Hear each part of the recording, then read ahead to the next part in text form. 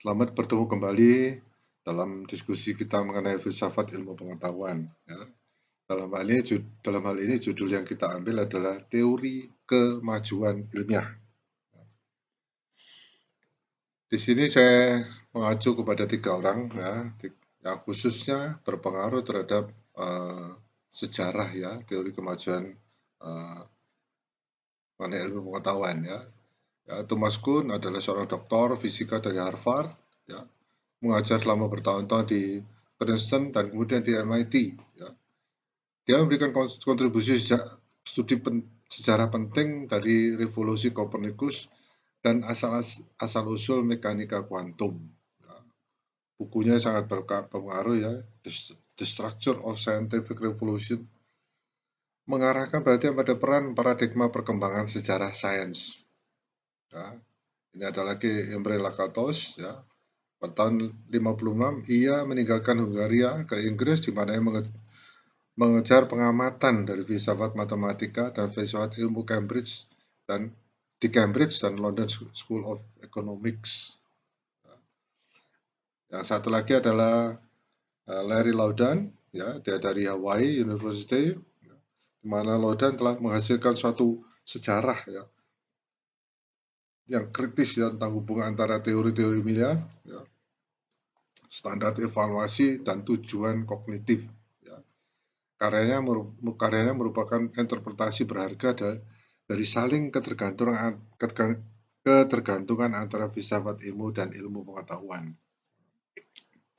Jadi ini adalah orang-orang yang berpengaruh memberikan pendapat, ya, evaluasi ya, tentang kemajuan ilmu pengetahuan ini ya. Kuhn tentang ilmu normal dan ilmu revolusioner.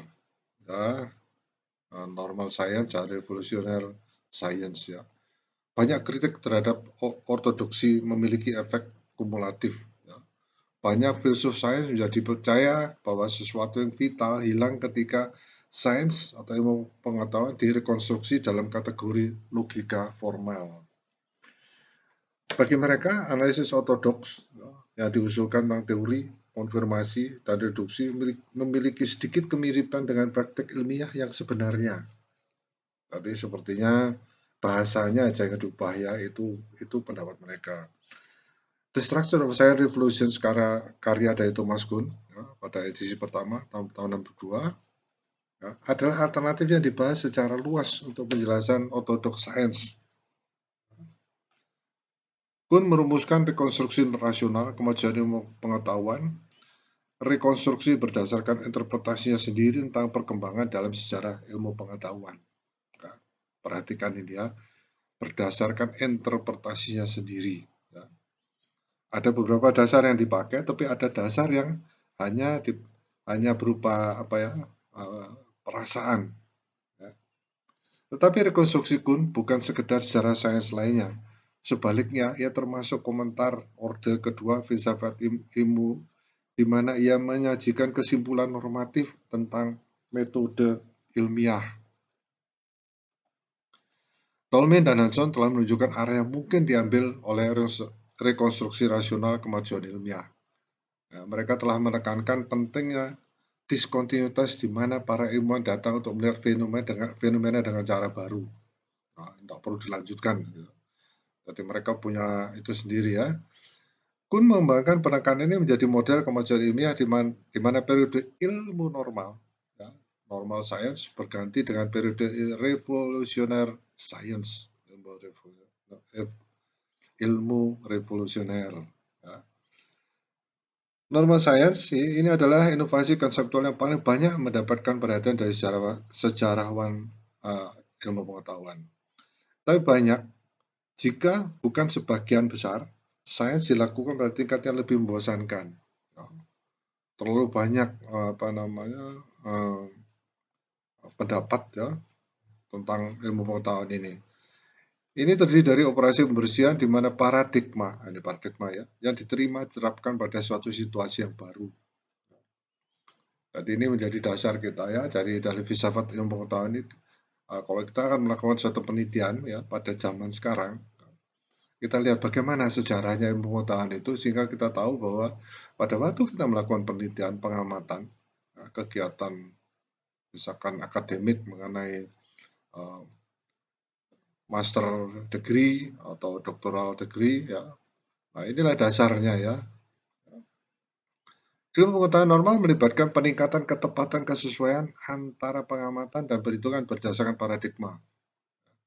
Perluasan cakupan paradigma untuk mencakup fenomena tambahan. Ya, yang ketiga, melibatkan penentuan nilai konstanta universal.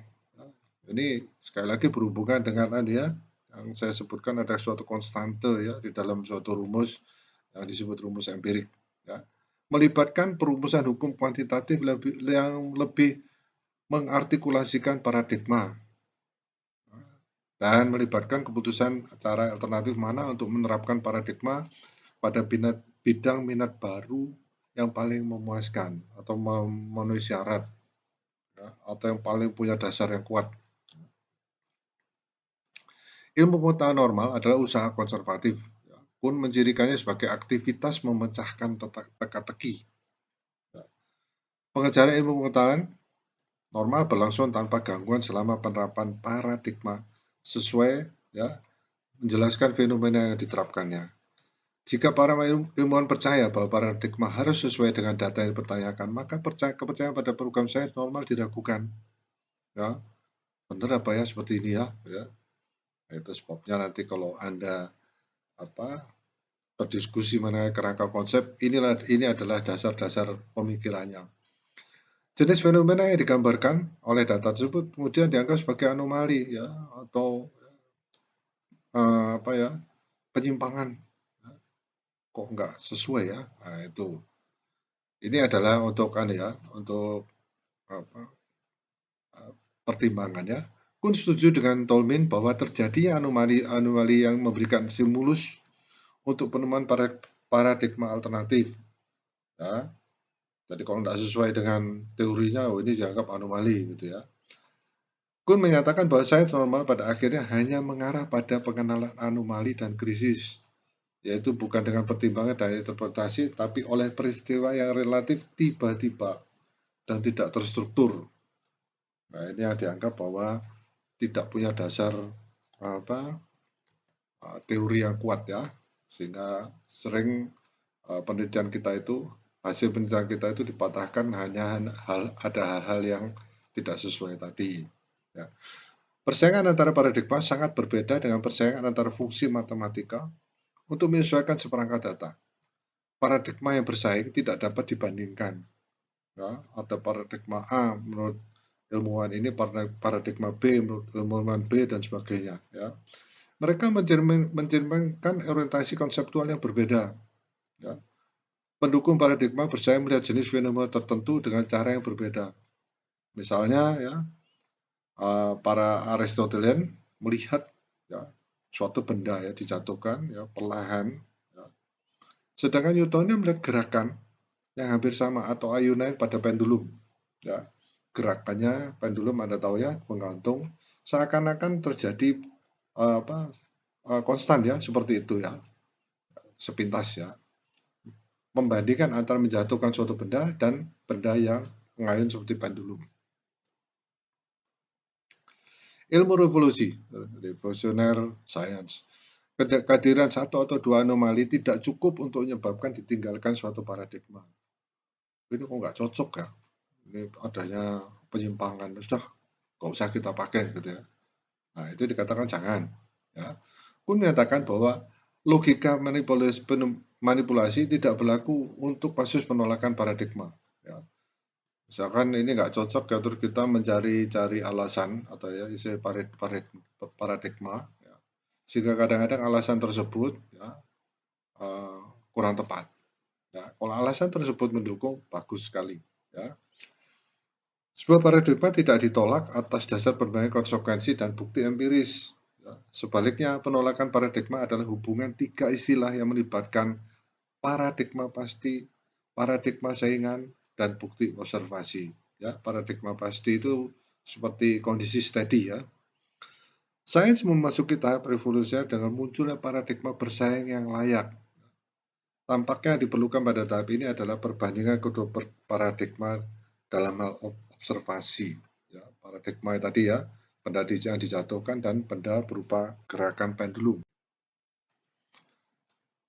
Tetapi perbandingan seperti itu hanya dapat dilakukan jika tersedia penghubung yang tidak bergantung pada paradigma untuk merekam hasil pengamatan. Ya. Apakah penghubung seperti itu tersedia? Ya, menurut Kuhn, ya, dia berpikir tidak tersedia. Ya. Dia menyatakan bahwa dalam arti bahwa saya tidak dapat menjelaskan lebih lanjut. Para pendukung paradigma, ya, bersaing mempraktekkan pengamatan mereka di dunia yang berbeda, artinya melakukan suatu pengamatan atau penelitian tambahan. Satu berisi benda yang dibatasi, ya, misalnya benda jatuh itu digantung pada bekas atau diletakkan pada luncuran, ya, yang jatuh perlahan. Sedangkan pendulum mengulang gerakan yang berulang. Ya. Kemudian ada juga dalam satu kondisi, ya, itu suatu campuran, ya, solusi atau senyawa, ya, dalam campuran yang lain. Satu diamati pada bidang datar, yang lain dalam matriks ruang yang melengkung. Ya, pengamatan pada kondisi yang berbeda, kedua kelompok ilmuwan melihat hal yang berbeda, ya, antara benda jatuh bebas pada luncuran, ya, maupun benda yang tergantung pada fenomena pendulum tadi, ya. Paradigma berbeda tidak sepenuhnya sepadan atau bisa dibandingkan atau disamakan. Mengingat masalah tertentu, dua paradigma mungkin berbeda sehubungan dengan jenis jawaban yang dianggap diperbolehkan. Ya. Misalnya dalam tradisi Kartesian, menanyakan gaya apa yang bekerja pada suatu benda, ya, berarti menanyakan spesifikasi benda lain yang memberikan tekanan pada benda itu. Ya. Tetapi dalam tradisi Newton, seseorang dapat menjawab pertanyaan tentang gaya tanpa membahas pengaruh gaya tersebut terhadap benda. Ini cukup untuk menentukan fungsi matematika yang sesuai. Ya, selain itu, meskipun paradigma baru, ya, biasanya menggabungkan konsep yang diambil dari paradigma lama, ya, konsep pinjaman ini sering digunakan dengan cara yang baru. Ya, misalnya dalam tradisi fisika Newton, ya, ke relativitas umum. Ya, istilah ruang, waktu, dan materi mengalami perubahan definisi yang luas. Ya, didefinisikan dengan lengkap, maksudnya. Ya.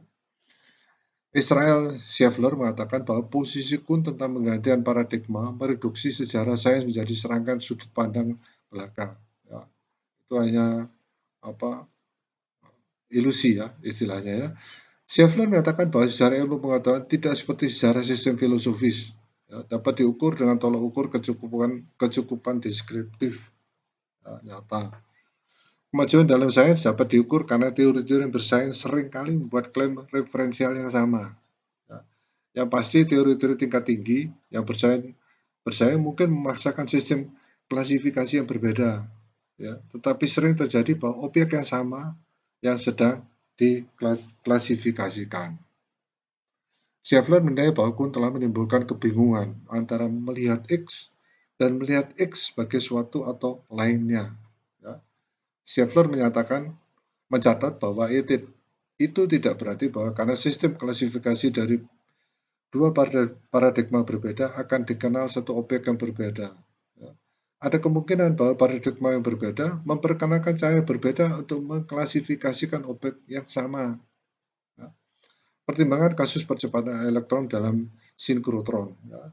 Jika kita menafsirkan situasi menurut skema konseptual mekanika Newton, maka kita menghubungkan partikel dengan massa yang tidak bergantung pada kecepatan. Nah, jika kita menafsirkan situasi menurut skema konseptual teori relativitas khusus, maka kita menghubungkan partikel dengan massa yang nilai kecepatannya bervariasi. Jadi ada nilai kecepatannya, ya. Kedua konsep massa tidak sama.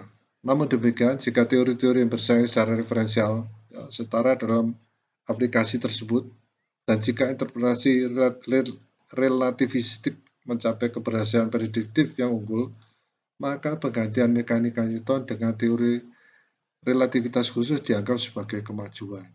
Ya. Kuhn menyangkal bahwa paradigma yang bersaing dapat diukur dengan tolak ukur kecukupan deskriptif.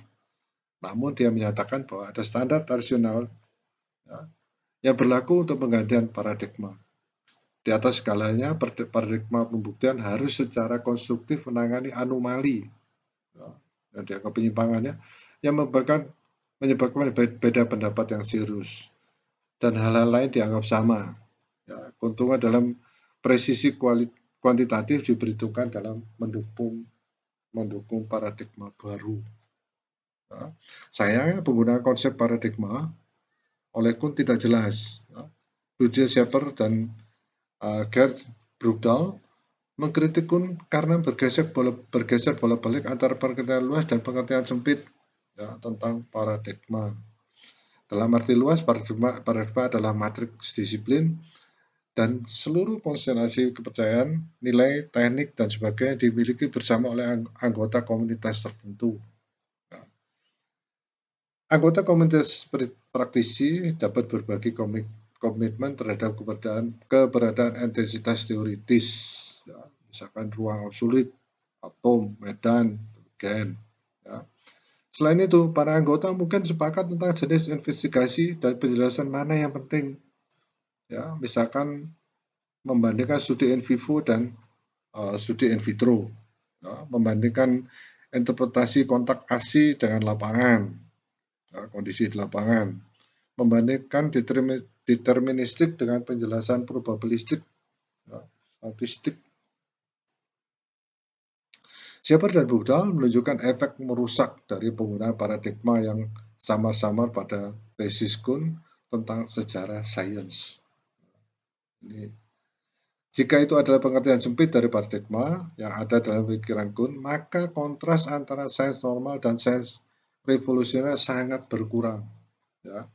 Alih-alih berbicara tentang artikulasi paradigma tunggal, sejarawan harus membahas serangkaian contoh yang berbeda. Ya. Misalnya dalam arti sempit, ya, Newton, D'Alembert, Lagrange, Hamilton, Dama merumuskan paradigma yang berbeda untuk mekanika. Tetapi transisi antara paradigma semacam ini tidak tepat disebut sebagai revolusi. Di sisi lain, jika paradigma dalam arti luas yang ada dalam pikiran Kuhn, maka konsep tersebut terlalu kabur untuk menyebutkannya sebagai alat analisis sejarah. Ya. Dalam hal ini, sejarah kemajuan ilmu pengetahuan.